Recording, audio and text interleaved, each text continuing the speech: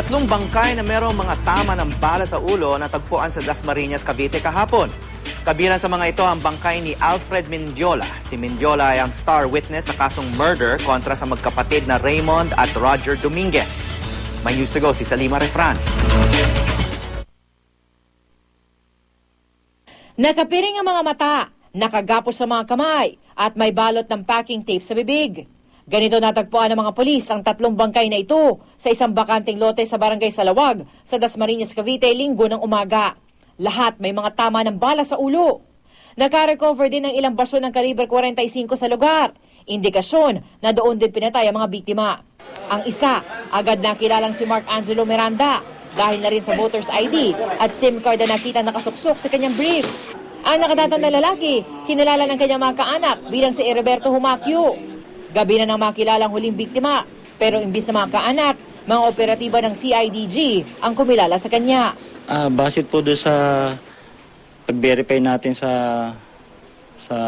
na-recover na bangkay, mapapansin niyo may nunal siya sa kabilang sa ilong, no?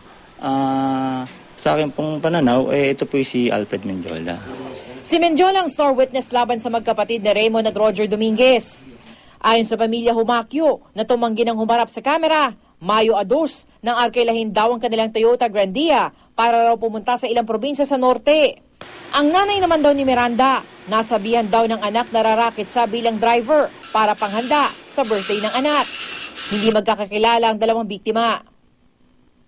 Ang white and gold Toyota Grandia ng mga Humacchio na may plakang TBO 299 hindi pa rin nakikita. Dapat po yung taong yan, kung talaga pong sabihin na po natin na dapat hinandle nila sa isang lugar, kung yan po star witness yung tao na yan, sana po hindi nila hinayaan na nakakawalang ganyan. Kagaya po ang dami na damay. Ang Cavite Police, tinitignan lahat ng posibilidad sa pagpatay. Iimbitahan rin ang kumontak sa inarkilang sasakyan at sa driver. Alam naman natin na si Alfred Mendiola is naging witness dun sa Dominguez case. Yun lang, yun ang medyo kinuha natin yun. Kailangan natin kuhanin ng malalim na investigasyon. Salima Refran, GMA News.